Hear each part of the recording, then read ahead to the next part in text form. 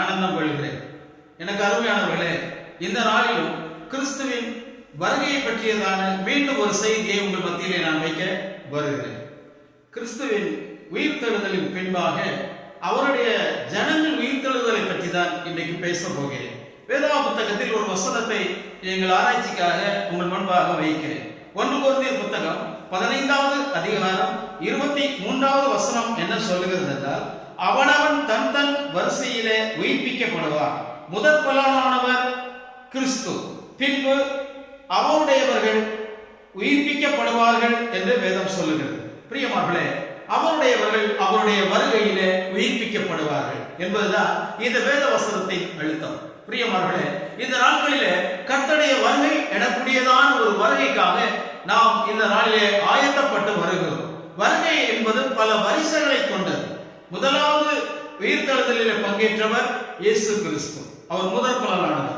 அதற்கு முன்பாக யாரும் உயிர்த்தெழவில்லை, அவர்கள் உயிரோடு எடுத்துக்கொள்ளப்பட்டார்கள் என்றுதான் வேதம் சொல்லுகிறதே அன்றி அவர்கள் உயிர்த்தெழுந்தார்கள் என்று சொல்ல முடியாது. வேதாகம புத்தகத்திலே நீங்கள் ஆதியாகம புத்தகத்திலே 5வது அதிகாரம் 24வது வசனம் நீங்கள் பார்த்தீர்கள் என்றால், ஏனோக்கு தேவனோடு கூட சஞ்சரித்துக் கொண்டிருந்தார். அவன் உயிரோடு இருக்கும் பொழுது அவன் கர்த்தரிடத்திலே எடுத்துக்கொள்ளப்பட்டார் என்று எழுதப்பட்டிருக்கிறது. அவன் உயிரோட எடுத்துக்கொள்ளப்பட்டார். மனசாட்சி காலத்திலே ஏனோக்கு எனக்கூடியவன் எடுத்துக்கொள்ளப்பட்டார் என்று வேதம் சொல்லுகிறது. அது போலவே 2 ராஜாக்களின் புத்தகத்திலே நீங்கள் வாசித்து பார்ப்பீர்கள் என்றால், அங்கே 2வது அதிகாரம் 11வது வசனம் சொல்லுகிறது, சுழல் காற்றிலே எலியா பரலோகத்திற்கு ஏறி போனார் என்று எழுதப்பட்டிருக்கிறது. 2 பேர் இந்த பூமியிலே இருந்து எடுத்துக்கொள்ளப்பட்டவர்கள், அதாவது உயிரோடு எடுத்துக்கொள்ளப்பட்டவர்கள். ஆனால் இந்த நாட்களிலே நாம் ஒரு வருகைக்காக காத்திருக்கிறோமே, அந்த வருகை என சொல்லக்கூடியது நம்முடைய உயிர்த்தெழுதலை பற்றியதான ஒரு காரியமாய் அது இருக்கிறது. பிரியமார்களே, நாம் உயிர்ப்பிக்கப்படக்கூடியதான ஒரு காலமாய் இருக்கிறது. அருமையார்களே, அவர்களை போல நான் போவதில்லை. அப்படி என்றால் அவர்கள் அங்கே என்ன செய்கிறார்கள்?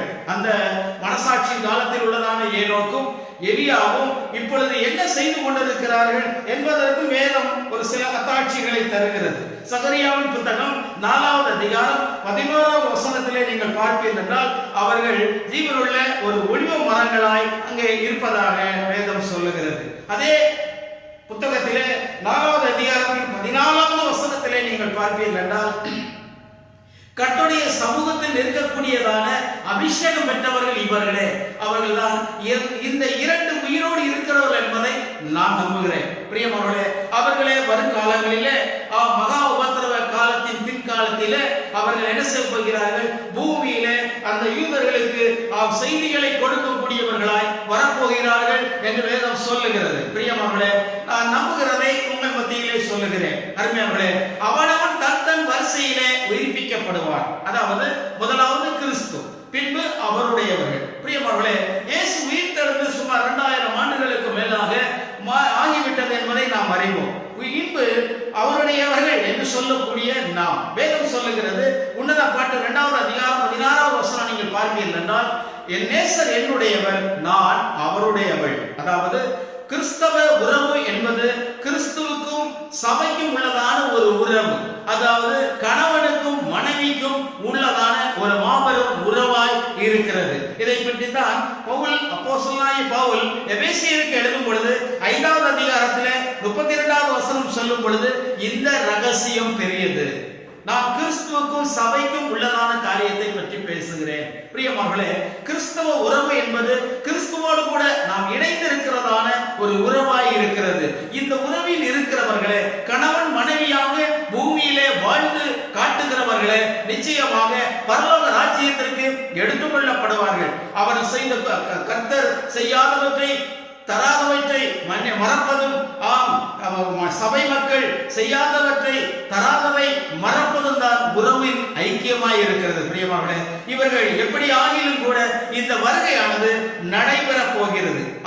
இந்த வருகைக்காகத்தான் இந்த பூமியிலே நாம் ஆயத்தப்பட்டு வருகிறோம் என்று வேதம் சொல்லுகிறது. வெளிப்படுத்தல் விசேஷம் 19வது அதிகாரம் 7வது வசனம் நீங்கள் பார்ப்பீர்கள் என்றால், நாம் சந்தோஷப்பட்டு கலிகூர்ந்து துதி செலுத்த கடவோம். ஆட்டுக்குட்டியானவருடைய கல்யாண நாள் வந்தது.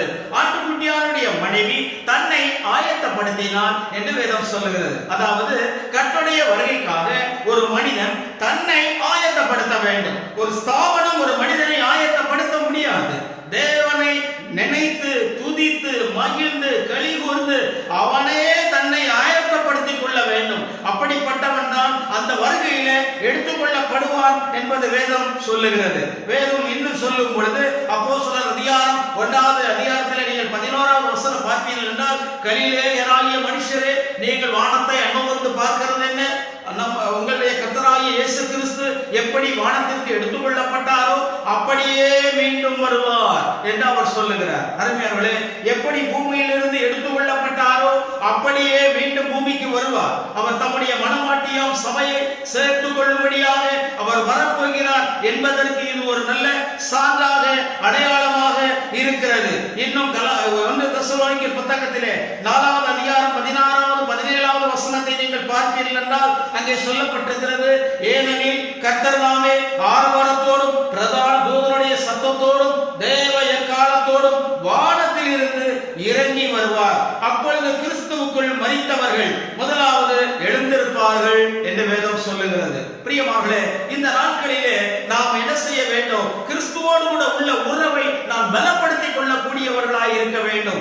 நம்முடைய உறவு ஸ்தாபனத்திற்கும் நமக்கும் உள்ள உறவாய் இருக்கக்கூடாது.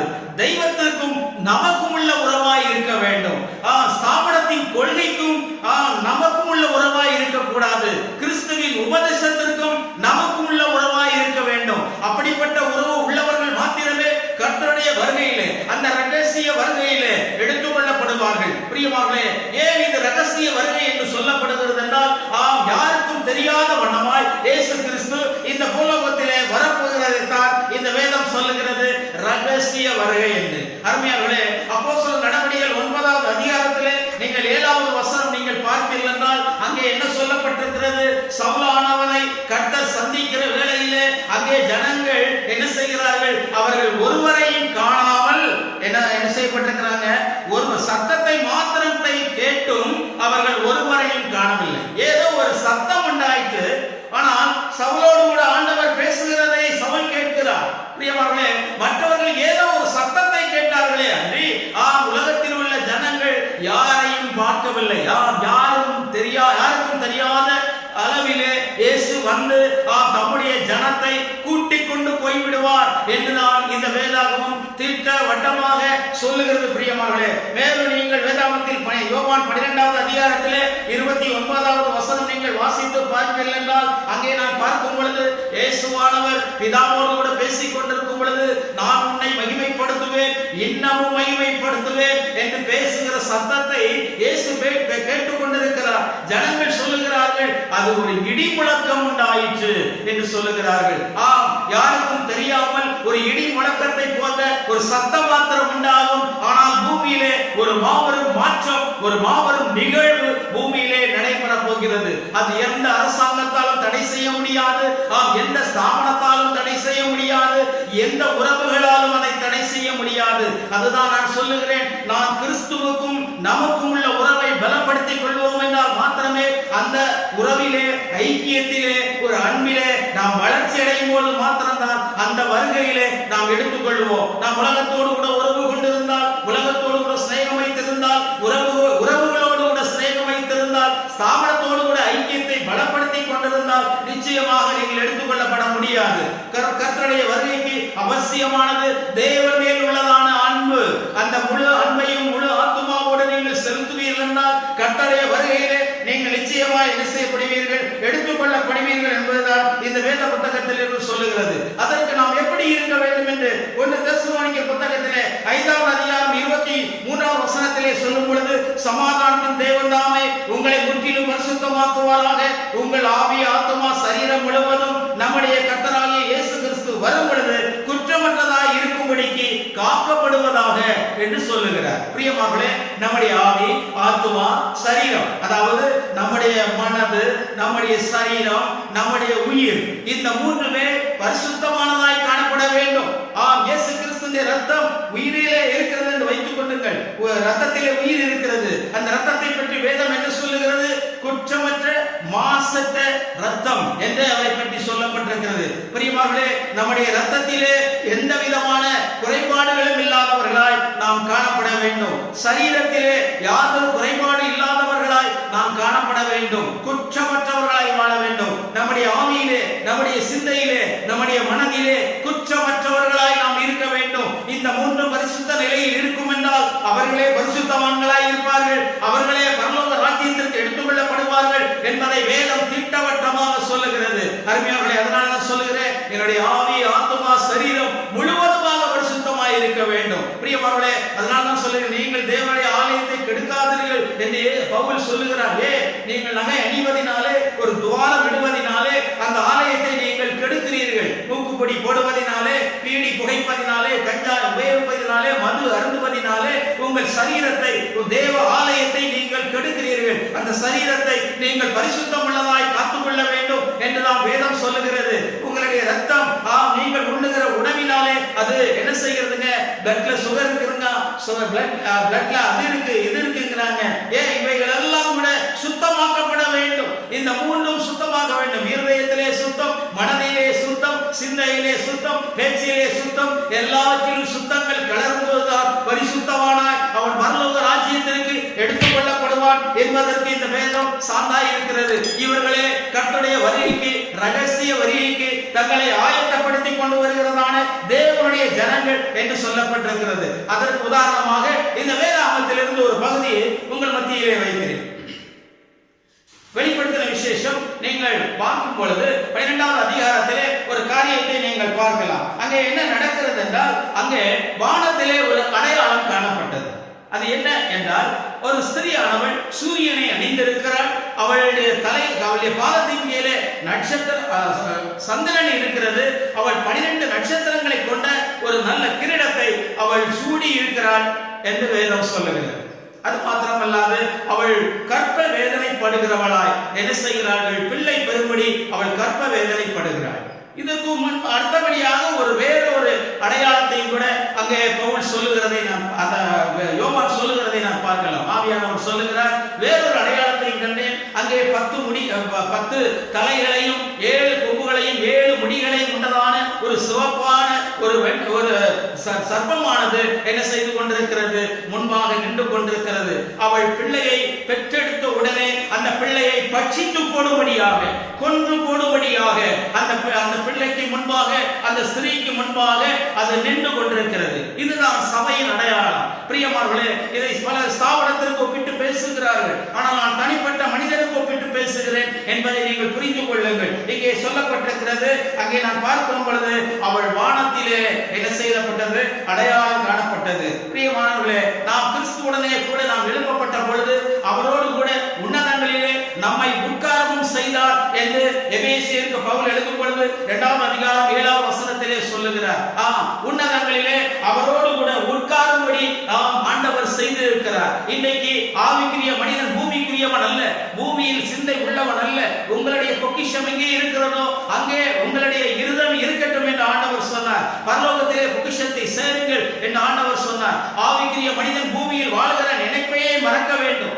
பூமிக்குரியவன் என்கிறதான எண்ணத்தையே மறக்க வேண்டும். அதனால்தான் அப்போஸ்தலர் காலத்திலே தங்களுடைய எல்லாவற்றையும் உலகத்திற்குரிய சொத்து சுதந்திரங்கள் அத்தனையும் விற்று அப்போஸ்தலருடைய பாதத்திலே அடையாளமாக வைத்தார்கள். இன்னைக்கும் ஆவிக்குரியவர்கள் சொத்து சுதந்திரங்களை வாங்குவதிலே கவனம் செலுத்தி வருகிறார்கள். பிரியமானவர்களே, அந்த பூமியின் நினைவு, தங்களுடைய எதிர்காலத்து நினைவு, இன்னமும் பூமியிலே வாழப்போகிறோம் என்கிற நினைவு அவர்களை பூமிக்குரியவர்களாய் மாற்றுகிறது.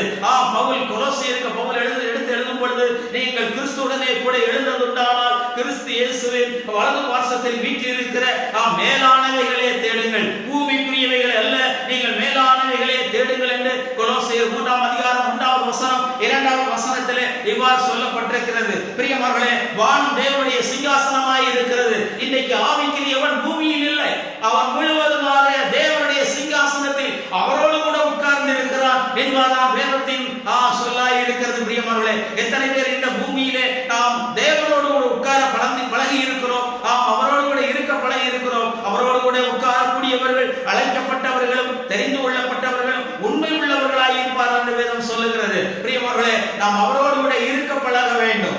அந்த இன்னைக்கு நாம் என்னைக்கு கிறிஸ்துவனை கூட எழும்புகிறோமோ, என்னைக்கு பாவத்துக்கு மரித்து நீதிக்காக பிழைத்து அபிஷேகத்தை பெற்று என்னைக்கு உயிர் தெழுகிறோமோ, அன்று முதல் நாம் ஆவிக்குரியவர்கள் என்றும் நாம் பரலோகத்திற்குரியவர்கள் என்றும் கிறிஸ்துவின் மனவாட்டி என்றும் இந்த வேத புத்தகம் நமக்கு சொல்லுகிறபடியினாலே நாம் ஆவிக்குரிய சிந்தை உடையவர்களாக கிறிஸ்து இயேசுவினுடைய சிந்தையை நாம் தரித்தவர்களாக நாம் காணப்படுவோம். நம்முடைய உறவு கிறிஸ்துவோடு கூட இருக்க வேண்டும். உலகத்தில் உள்ள எந்த ஸ்தாபனத்தோடு கூட நீங்கள் உறவு வைப்பதினாலே நீங்கள் பரலோகம் போய்விட முடியாது. எந்த ஸ்தாபனத்தோடு கூட அல்ல பிரியமானவர்களே, கிறிஸ்துவோடு கூடவும் கிறிஸ்துவின் உபதேசத்தின் கூடவும் நீங்கள் ஐக்கியப்பட்டிருக்க வேண்டும் என்று இந்த வேதாகமங்களை கட்டாயப்படுத்துகிறது. காரணம், நீங்கள் கிறிஸ்துவனுடையவர்கள். நான் பவுலை சேர்ந்தவன் என்றும் அப்போலோவை சேர்ந்தவன் என்றும் சொல்லாதிருங்கள். கிறிஸ்துவா பவுலா நமக்காக பாடுபட்டார், அப்போலோவா நமக்காக சிலுவை சுமந்தார் அல்ல பிரியமானவர்களே. எல்லாவற்றையும் செய்து முடித்தவர், இன்னும் செய்து கொண்டிருக்கிறவர் நம்முடைய கர்த்தராகிய இயேசு கிறிஸ்துவே. அந்த இயேசு கிறிஸ்துவுக்காக மாத்திரமே உங்கள் ஆவி, ஆத்துமா, சரீரம் முழுவதுமாக ஒப்பு கொடுக்க வேண்டும். பிரியமானவர்களே, அவள் உன்னதத்திலே சிங்காசனத்திலே உட்கார்ந்தார். அதைத்தான் அங்கே என்ன செய்யப்பட்டிருக்கிறது, வானத்திலே ஒரு அடையாளம். அங்கே சொல்லும் போது ஒரு ஸ்திரீ என்று சொல்லப்படுகிறது. பிரியமானவர்களே, அவள் ஒரு ஸ்திரீ. சபையம் என்பது ஒரு மணவாட்டி ஆகும். பிரியமானவர்களே, அங்கே ஆண் உறவை சொல்லவில்லை. ஏனென்றால் கணவன் மனைவி எனக்குரியதான ஒரு உறவாய் காண்பிக்கிறபடியினாலே அது ஒரு ஸ்திரீயாக காணப்படுகிறது. பிரியமானவர்களே, நாம் எப்படி கர்த்தருக்கு கீழ்ப்படுகிறது போல உங்கள் சொந்த புருஷருக்கு கீழ்ப்படியுங்கள் என்று வேதம் சொல்லுகிறது போல, இந்த நாட்களிலே நாம் கர்த்தருக்கு கீழ்ப்படுகிறவர்களால் நாம் காணப்படும் பொழுதுதான் நிச்சயமாக கர்த்தருடைய வருகையிலே நாம் எடுத்துக்கொள்ள தயாரானவர்களாக இருக்கிறோம். பிரியமானவர்களே, ஒரு பிள்ளை பெற வேண்டும் என்றால் அது ஒரு பெண்ணாய் இருக்க வேண்டும். பிரியமானவர்களே, அதனால்தான் ஆவிக்குரிய தன்மையுடையதான ஒரு பெண்ணாக சபையை வேதம் சொல்லுகிறது. ஒரு மணவாட்டியாக, ஒரு மனைவியாக இந்த வேத புத்தகம் என்ன செய்கிறதுன்னு சித்தரிக்கிறது. அவளுடைய தலையிலே ஒரு கிரீடம் இருந்தது. 12 நட்சத்திரங்கள் அந்த கிரீடத்திலே இருந்தன. இது எதை குறிக்கின்றன? அப்போஸ்தலருடைய உபதேசங்களுக்கு அவள் கட்டுப்பட்டு இருக்கக்கூடிய, அவள் தேர்ச்சி பெற்ற ஒரு எஸ்தர் ராஜாத்தியை போன்ற கிரீடம் பெற்றவளாய் இருக்கிறாள். பிரியமானவர்களே, ஒரு எஸ்தர் ராஜாத்தி அந்த நேரத்திலே ஏராளமான பெண்கள் அராஜ குலத்திலே ராஜாத்தியாக மாறுவதற்காக பிரயாசப்பட்ட நேரத்திலே எஸ்தருக்கோ கர்த்தருடைய கண்களிலே தயவு கிடைத்தது என்பது போல பிரியமானவர்களே, அப்போஸ்தலருடைய உபதேச சட்ட திட்டங்களுக்கு கீழ்ப்படுகிற மனிதனுக்கு அவருடைய அங்கீகாரமாகிய அந்த கிரீடம் நிச்சயமாக கிடைக்கும். அதுதான் ராஜ கிரீடம் என்று கூட நாம் சொல்லலாம். பிரியமானவர்களே, இன்றைக்கு எத்தனை பேர் நீங்கள் அப்போஸ்தலருடைய உபதேச சத்தியங்களுக்கு நீங்கள் கீழ்ப்படுகிறீர்கள்? அநேகர் இன்றைக்கும் நியாய பிரமாணங்கள் கை கொண்டு வருகிறார்கள்.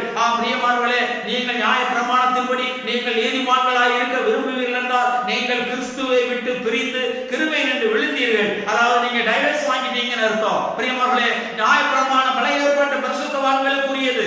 அந்த உயிர்த்தெழுதல் இன்னும் பின்பாக தான் நடைபெற போகிறது. அதனாலே கிறிஸ்துவின் மனவாட்டி என்பது அவர்களை பார்க்கிலும் மேலான ஒரு உபதேசத்தை கர்த்தர் நமக்கு தந்திருக்கிறார். அவர்களை பார்க்கிலும் உயர்வான ஒரு உபதேசத்தை தந்திருக்கிறார். அந்த உபதேசத்திற்கு உங்களை நீங்கள் தகுதியாய் படுத்திக் கொள்ள வேண்டும்.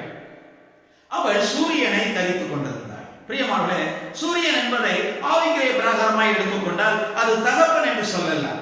ஏனென்றால் யோசேப்பு கண்ட சொப்பனத்திலே சூரியனும் சந்திரனும் நட்சத்திரங்களும் கூட அவனை வணங்கி நின்றன என்று சொல்லும் போது அங்கே அவன் சொல்லுகிற ஒரு அர்த்தம் என்னவென்றால் அதிலே தகப்பனும் தாயும், சூரியன் என்பது தந்தையையும் அந்த சந்திரன் என்பது தாயையும் குறிப்பிட்டு பேசுகிறார். பிரியமானவர்களே, இதை போலதான் வேதத்தில் எடுத்துக்கொள்வீர் என்றால் இது ஆவிக்குரிய பிரகாரமாக எடுத்துக்கொண்டால் ஒரு தந்தையின் சுபாவத்தை தரித்த ஒரு ஆவிக்குரிய சபையாக இருக்க வேண்டும். தந்தை என்று சொல்லும் போது ஒரு பொறுப்புள்ள நிலைமைக்கு நாம் வருகிறோம். பிரியமானவர்களே, தோளில் சுமக்கிற தந்தை அப்படியாய் நாம் இருக்க வேண்டும். பிரியமானவர்களே, பல பொறுப்புகளை சுமந்து நம்மையே அர்ப்பணித்து ஒப்பு கொடுக்கக்கூடியவர்களாய் இருக்க வேண்டும். யாக்கோபு சொல்லுகிறார், என் கணவர் ஆடுகள் இருக்கின்றன, அந்த ஆடுகளை நான் அடைக்கத்தக்க வண்ணமாய் நான் வருகிறேன் என்று சொல்லுகிறார். ஒரு பொறுப்புள்ள மனிதனாய் இருக்கக்கூடியவன் தான் கிறிஸ்துவுக்கு ஒரு பொறுப்புள்ள மனிதனாய் நடந்து கொள்ளக்கூடியவன்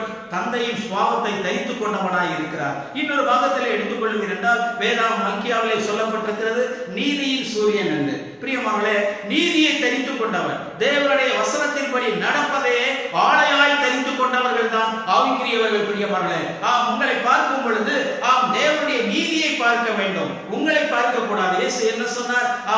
உங்களை பார்க்க வேண்டும், வேண்டும் என்றால் அது கிறிஸ்துவை பார்க்க வேண்டும். என்னை காண்கிறவன் என் பிதாவை காண்கிறான் என்றார். உங்களை பார்க்கிறவன் கிறிஸ்துவை காண வேண்டும். பிரியமானவர்களே, அந்த நீதியை நீங்கள் தரித்துக் கொள்ளும் பொழுது அந்த ஆடையிலே மாற்றங்கள், பேச்சிலே மாற்றங்கள், உடல் சாயலிலே மாற்றங்கள், முடி வெட்டிலே மாற்றங்கள், செயலிலே மாற்றங்கள், அந்த நீதி உங்களிடத்திலே தெரிய வேண்டும். அதுதான் நீங்கள் ஆடையாக அலங்காரமாக தரித்துக் கொள்ள வேண்டும் என்று வேதம் சொல்கிறது. இன்னைக்கு எத்தனை பேர் நீதியை தரிக்கிறீர்கள்? அருமையானவர்களே, அந்த நீதியை தரித்துக் கொள்ள வேண்டும். அந்த கல்யாண நாளிலே சொல்லப்பட்டது, அவளுக்கு ஒரு சுத்தமும் பிரகாசமுமான ஒரு வெண்வஸ்திரம் கொடுக்கப்பட்டது. அது பரிசுத்தவான்களின் நீதியே என்று வெளிப்படுத்தலை வாசிக்கலாம். பிரியமானவர்களே, நீதியை தரித்துக் கொண்டவன், நீதியை அணிந்து கொண்டவன் தான் ஆவிக்குரியவன். அவனை பார்த்தால் வசனம் தெரிய வேண்டும், அவன் தெரியக்கூடாது. இன்றைக்கு நாம் நம்மை வெளிப்படுத்த கூடாது, நம்மை மறைக்க வேண்டும். வேத வசனத்தை வெளிப்படுத்தக்கூடியவர்களாய் இருக்கிறவர்களே ஆவிக்குரியவர்களாய் இருக்கிறார்கள் என்று வேதம் சொல்லுகிறது. அவருடைய பாதத்தின் கீழே அங்கே என்ன சொல்லப்பட்டிருக்கிறது? சந்திரன் இருந்தது என்று சொல்லப்பட்டிருக்கிறது. சந்திரன் என்றால் என்ன? அதுதான் சொன்னேன், தாயின் சுவாபம். தாய் நம்மை தேற்றுவது போல கர்த்தர் நம்மை தேற்றுகிறார். பிரியமானவர்களே, இன்னொரு ஆவிக்குரிய பிரகாரமாய் எடுத்துக்கொள்வோம் என்றால் கிருபையை நாம் குறிக்கலாம்.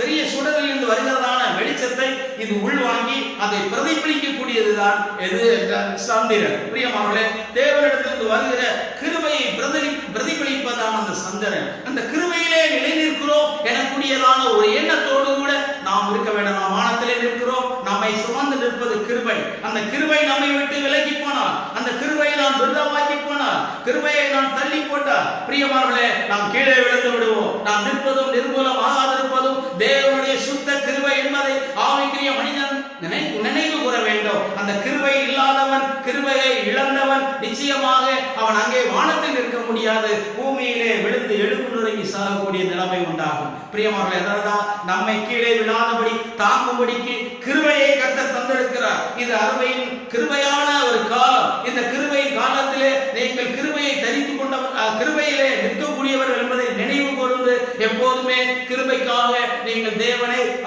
துதிக்க வேண்டும். ஒருவராய் மாபெரும் அற்புதங்களை அதிசயங்களை செய்கிறவரை துதியுங்கள், அவர் கிருபை என்றும் உள்ளது என்று சங்கீதக்காரன் பாடுகிறார். ஒவ்வொரு நேரம் தேவனுடைய கிருபையை என்ன செய்கிறாங்க? அவன் நினைவு கூறுகிறார். கர்த்தரை நம்புகிறவனையோ கிருபை சூழ்ந்து கொள்ளும் என்று வேதம் சொல்லுகிறது. கிருபையிலே நிலை நிற்கிறோம் எனக்கூடியதான ஒரு எண்ணத்தோடு கூட நாம் காணப்பட வேண்டும். இங்கே நாம் பார்க்கும் பொழுது அங்கே இன்னும் சொல்லப்பட்டிருக்கிறது, அவள் என்ன செய்கிறாங்க? அவள் கர்ப்பவதியாகி அவள் என்ன செய்கிறார்? அவள் பிள்ளை பெறும்படியாக வேதனைப்படுகிறதாக வேதம் சொல்லுகிறது. பிள்ளைகளை பிரியமானவர்களே, அவள் பிள்ளைகளை பெற்றெடுக்கவில்லை, ஒரே ஒரு பிள்ளையை பெற்றெடுத்தார். ஒரு ஆண் பிள்ளையை பெற்றெடுத்தாள், அவ்வளவுதான். நிறைய பிள்ளைகளை பெற்றெடுப்பது பரலோக ராஜ்யம் அல்ல, ஒரே ஐக்கியமான ஒரு சபை. அதுதான் நான் முன்கூட்டியே சொல்லியிருக்கிறேன். எழுப்புதலின் காட்சி எனக்கூடிய இடத்திலே நான் பார்க்கும் பொழுது அருமையானவர்களே, எல்லா மக்களும் ஒன்றாக்கப்பட்டு புதிய எழுப்புதலின் வீரர் கையிலே அந்த ஜனங்கள் ஒப்படைக்கப்பட்டு பின்மாரியின் காலத்தை சந்தித்து அவர்கள் அப்படியே பரலோகத்திற்கு எடுத்துக் கொள்ளப்படக்கூடியவர்கள். இன்னைக்கு ஸ்தாபன பிரிவுகள் இருக்கிறபடியினாலே ஸ்தாபனத்திலிருந்து இத்தனை பேர் போவாங்க, இத்தனை பெர்சன்டேஜ் மக்கள் போவாங்க அப்படிங்கிறதுலாம் கிடையாது. நாம் எல்லாரும் ஒன்றாக்கப்பட வேண்டும். ஸ்தாபனங்கள் நம்மை நிச்சயமாக கிறிஸ்துவை விட்டு பிரிக்கின்றன என்பதை நீங்கள் நன்றாய் புரிந்து கொண்டு ஸ்தாபனத்தை பார்க்கிலும் கிறிஸ்துவை பிரியப்படுத்துகிறவர்களாய் நீங்கள் காணப்பட வேண்டும் என்பதுதான் வேதம் நமக்கு தருகிறதான நித்திய வெளிச்சமாய் இருக்கிறது. அவள் என்ன செய்தார்? பிள்ளை பெறும்படிக்கு வேதனைப்படுகிறாள். பிரியமானவர்களே, சபை என்பது ஆவிக்குரிய சபை என்பது ஒரு வேதனை அனுபவிக்கக்கூடிய ஒரு இடம்தான். நீதி தேவ பக்தியாய் நடக்க மனதாய் இருக்கிற யாவரும் துன்பப்படுவார்கள் என்றுதான் வேதம் சொல்லுகிறது.